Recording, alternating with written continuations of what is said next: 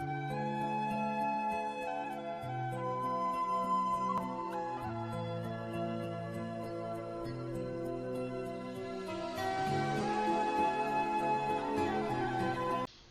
is a brief timeline of the sinking of the Titanic in 1995. At around 11:30 p.m. that day, lookouts spotted the iceberg a quarter of a mile away. They immediately reversed the engines and turned the rudders in order to try and avoid the iceberg. However, the Titanic was moving at such a fast rate that collision with the iceberg would have been unavoidable. At 10 minutes later, the Titanic sidesweeps the iceberg, damaging nearly 300 feet of the hull. Water then begins filling into 6 of the 16 watertight compartments that were damaged. These compartments, however, were only watertight horizontally and not vertically, so the water began spilling over the walls of the compartments, which were only a few feet above the water surface, into the other compartments. This made the Titanic sink even faster than the 2 to 3 days they believed it would take to sink.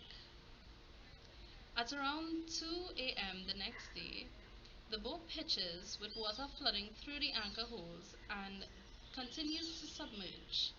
The propellers are then out of the water at this point.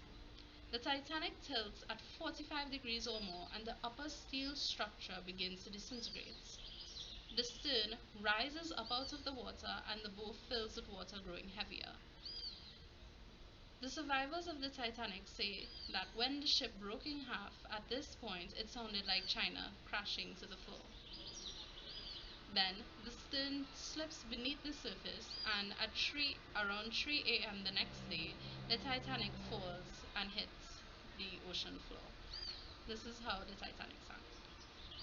Titanic was conceived in 1907 by Britain's White Star Line, a British shipping company, to compete with Britain's Cunard Line for the Atlantic shipping trade.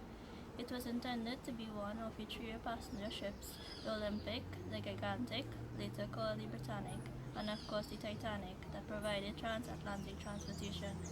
It was intended to be one of the largest, most luxurious, and safest ships to ever set sail. The Titanic was built by Hallett and Wolff Shipyard in Belfast, UK. It completed construction and was finished by 1912 and set sail from Southampton that same year for their main voyage. It was declared to be virtually unsinkable by its engineers, who believed that the Titanic would stay afloat even if 2 of its 16 watertight compartments flooded. The challenges faced by the Titanic can be traced back to the arrogant decisions made by the White Star, the parent company of the Titanic. They chose to focus more on the luxury of the ship, making it the most luxurious ship at the time, thus gathering a lot of attention from all social classes. With the emphasis on luxury, less attention was given to safety and security of the ship as well as its performance, disregarding advice from specialists at the time.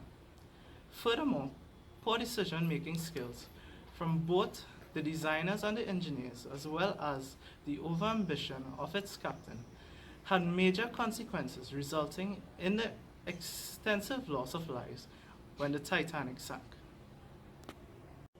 An organization's culture is reflected by what it does, that is, its practices and processes, rather than by what it claims to believe in.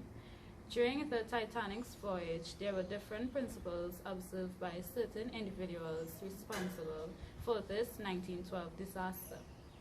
For example, two companies in particular, the Harlan and Wolff Shipyard and the White Star Line, were aware of the flaws in the ship that could lead to possible sinking, but chose to ignore it since they were more concerned with attracting as many customers as possible for monetary needs rather than their safety. Another person held accountable was Captain E.J. Smith. Not only did he cancel a lifeboat drill, but also when he was informed of an ice field ahead, he did not reduce his speed. As a person in charge of such a huge ship, his main focus should have been on piloting it rather than tending to first-class passengers. His negligence and carelessness eventually cost him his life as well as others. There were attempts to warn the Titanic from other ships, such as the Californian Cyril Evans and the Frankfurt. However, Jack Phillips, one of the two wireless operators, dismissed them by placing priority on sending out personal messages. While he did receive and pass on some warnings, he asked the senders to stop transmitting them. Murdoch, an experienced sailor and officer of the deck, did what he had been trained to do, which was to throw the engines in reverse when he heard the warning. Ultimately, the grave mistake that resulted in more than 1,500 deaths came from the lack of lifeboats. The Titanic had 16 but needed 32 to accommodate everyone. This was due to the owner of the ship, Joseph Bruce Ismay, who decided against it because it would have cut down on the space on the promenade deck. He thought it was more important to pamper the first class rather than prepare for a disaster that they assumed would never happen on a ship with Titanic's technology. Our response to error is related to organizational culture. As students, we were taught the importance of effective communication. This disaster may have been avoided if those responsible for the ship sinking had a greater communication process and placed all the passengers as top priority. The Code of Ethics is the rules by which every engineer must live by. Part of this Code of Ethics state that the safety and health of the public must be the priority. Now, in the lead up to the Titanic disaster, this was not always the case. First of all, we're going to look at Captain E.J. Smith. This was his retirement trip. All he had to do was get to New York and his career was over. But he wanted to prove that the Atlantic crossing could be done in 6 days, so he kept the ship above its maximum speed limit. Now, at this speed, it was very difficult to spot icebergs, and he ignored several warnings from his crew and other ships to slow down and to look out for icebergs. His decisions were made not with the safety of his passengers and crew in mind, but with a selfish desire to make his trip a record-breaking trip. Next, we're going to talk about Mr. Thomas Andrews, the architect of the ship. While he was designing the ship, he complied with requests from White Star Line, the cruise agency, to reduce the height of the water compartments so first-class passengers would have more living space. If the compartment heights were the proper height, the ship would have stayed afloat longer. Nextly, we're going to talk about the actual shipbuilders. The steel they used to construct the Titanic had high sulfur content, making it very brittle. That means it would break very easy. Now we're going to talk about the actual shipbuilders. Now, the watertight compartments that Mr. Thomas designed, the architect, were not actually watertight. Again, this was to allow for more living space for the first-class passengers. Now, if the compartments were watertight, the Titanic could have floated for 2 to 3 extra days. The steel used to construct the Titanic also had very high sulfur content, making it very brittle and prone to impact damage. Also, there was a lack of lifeboats on the ship because in those days, they could allow the amount of lifeboats based on the weight of the ship rather than how many passengers they actually had. As an engineer, one should abide by certain values. These values include the level of standards they aim to obtain, best practices, cost of benefit analysis, and social responsibilities. The roles of the engineers play a significant role with regards to the Titanic during the impending disaster.